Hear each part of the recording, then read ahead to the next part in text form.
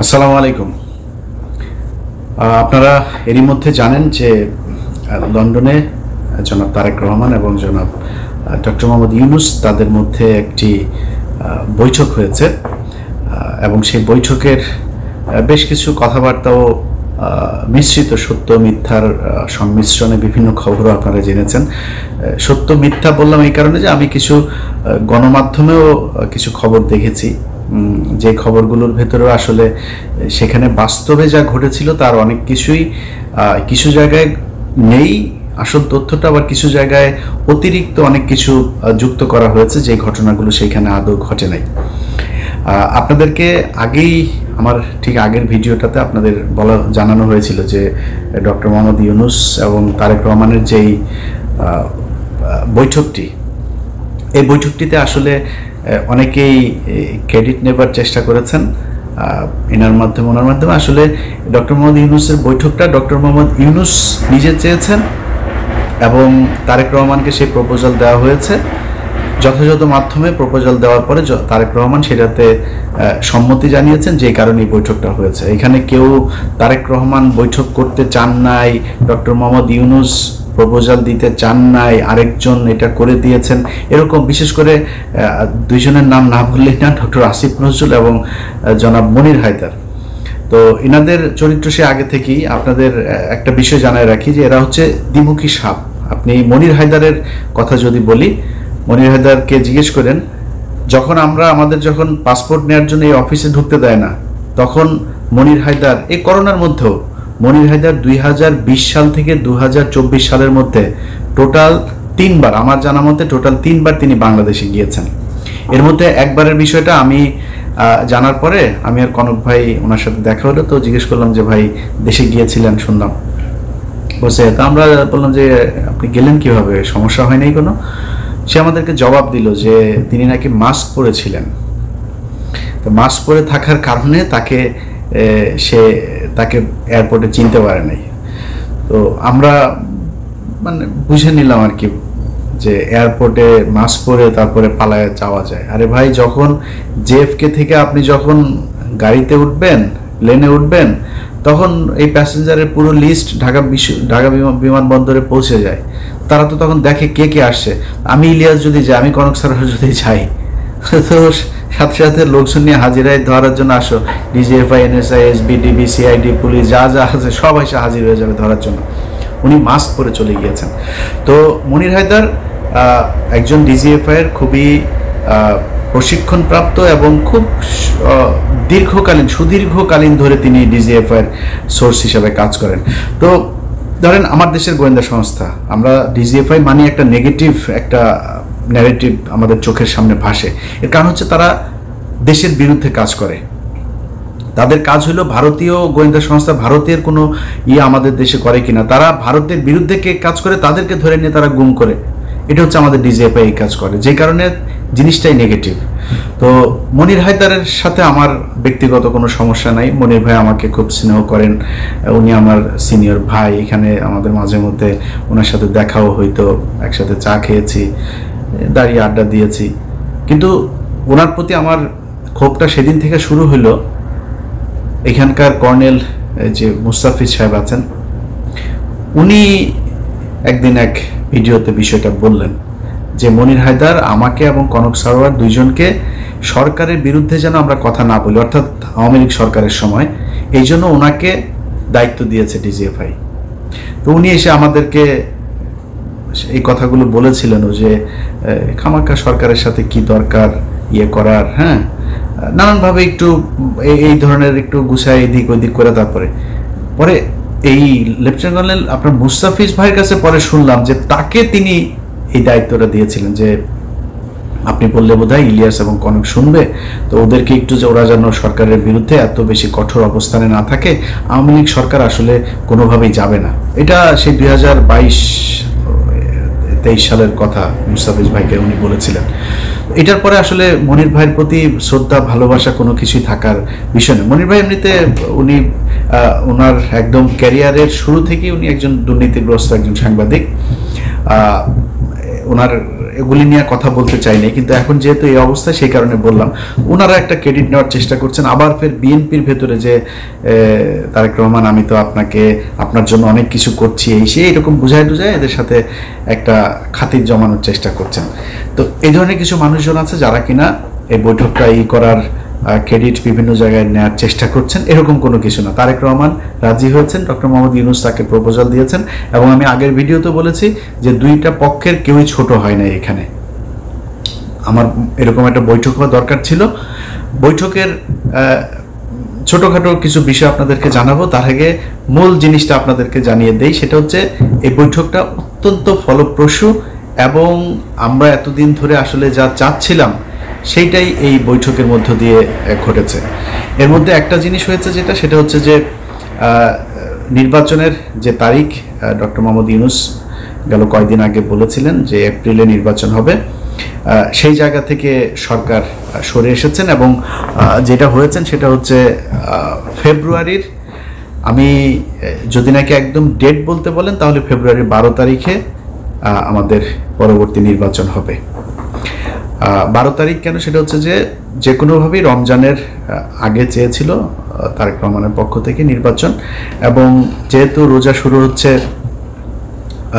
ফেব্রুয়ারির মাঝামাঝিতে 16 অথবা 15 তারিখ, তার আগে 15 তারিখ এর আগে একটা বিতর্কিত নির্বাচন হয়েছিল, যে কারণে ওই তারিখটাকে করা হয়নি। তার আগে আবার শুক্রবার শনিবার এরকম কিছু বিষয় আছে। তো 12 তারিখ সম্ভাব্য তারিখ এখন পর্যন্ত আমার কাছে থাকা যে তথ্য সেটা। তো এই বৈঠকের এটা হচ্ছে মূল যে জিনিস। তো এইটার পরে যে কেউ যে কাউকে জোর করে বলেছে যে, বা ডক্টর ইউনূস বলেছে না আমরা ফেব্রুয়ারিতে করব না, মার্চে নিয়ে যাব, এরকম কোনো কিছু হয়নি। ওনারা এটা বলেছেন, উনি বলেছেন ঠিক আছে কোনো সমস্যা নেই, নির্বাচন এইভাবেই হবে।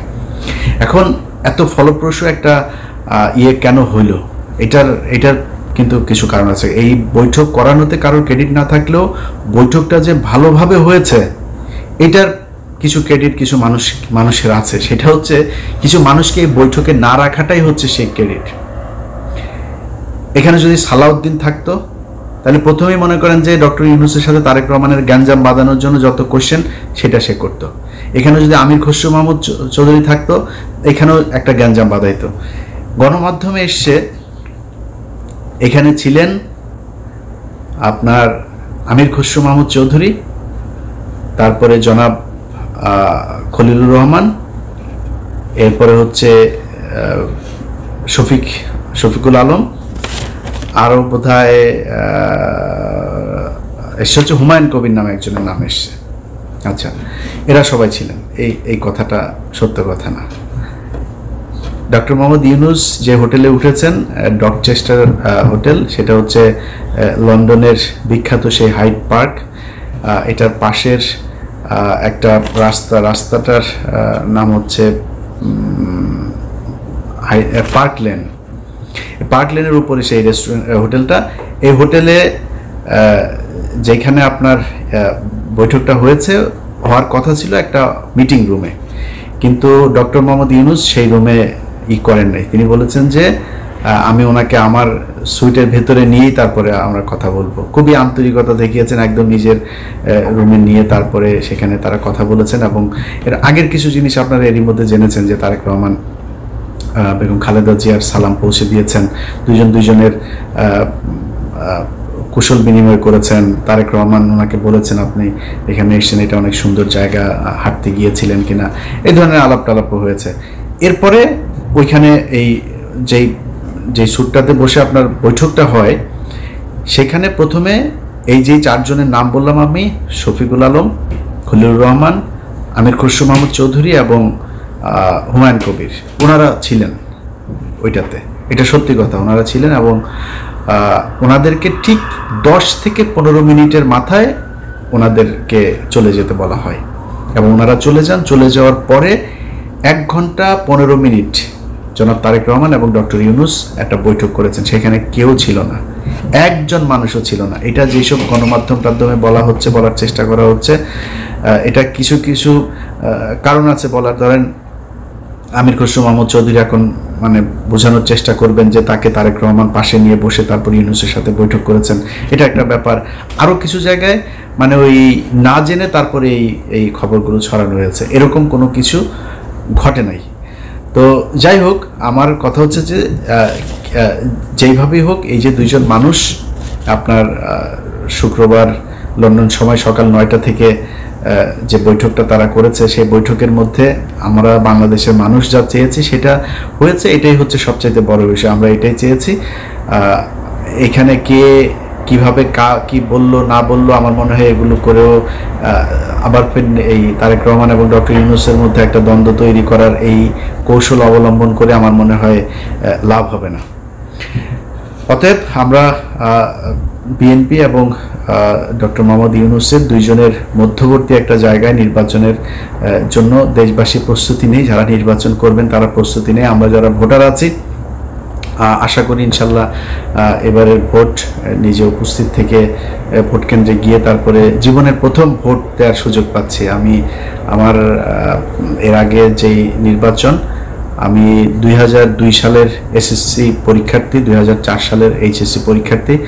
তো আমি ভোট দেওয়ার এর আগে আর সুযোগ পাইনি। একটা ভোট পেয়েছিলাম, 111 সরকারের সময় ভোটটা পেয়েছিলাম। তো ওইবার আমি ভোট দিতে যাই নাই।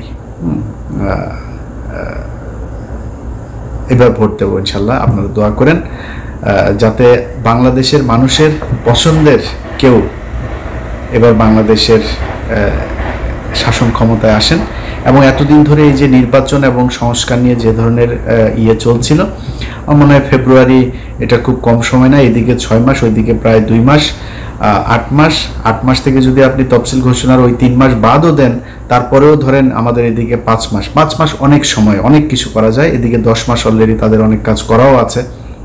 সো এই যে 10 মাস আর 5 মাস 15 মাসের মধ্যে যে কাজগুলো প্রয়োজন, এবং আমি এখনো আমার খুবই এটা মানে চাওয়া থাকবে বর্তমান সরকারের কাছে যে নির্বাচনটা কিভাবে হবে, 5 বছর পর পরের সরকার কিভাবে আবার ক্ষমতা হস্তান্তর করবে, কাদের কাছে করবে, সেটা কি দলীয় সরকার থাকবে নাকি আগের মতো তত্ত্বাবধায়ক সরকার আসবে, তত্ত্বাবধায়ক বা এরকম আলাদা কোনো সরকার ব্যবস্থা হইলে সেটা কি ব্যবস্থা হবে, এরকম একটা একদম সুনির্দিষ্ট সবার সম্মতিতে, সবার ঐক্যমত্যের ভিত্তিতে একটা নিয়ম যেন করে নিয়ে যায়। আমি ওই অনেক মানুষই নির্বাচনের কথা বললো গালাগালি করে, আবার সংস্কারের কথা বললো কিছু মানুষ গালাগালি করে। ভাই, আমি মাঝামাঝি আছি। আমি চাই একটা সংস্কার হোক এই জায়গায়, তবে নির্বাচনটা ফেব্রুয়ারিতে হোক সেটাও আমি চাই। অতএব এই দুইটা মিলিয়ে একটা ভালো পরিস্থিতি তৈরি হবে। বাংলাদেশের ইতিহাসের সবচাইতে সুন্দর গ্রহণযোগ্য একটা নির্বাচন হবে এবং বাংলাদেশের ইতিহাসের সবচাইতে সুন্দর একটা রাষ্ট্র পরিচালনার জন্য সুন্দর একজন মানুষকে আমরা এবার এই 2026 সালের নির্বাচনে পাবো। এটাই বিশ্বাস করি, ভরসা রাখি। আল্লাহ যেন আমাদের সবার এই ইচ্ছা পূরণ করেন। ভালো থাকবেন। আল্লাহ।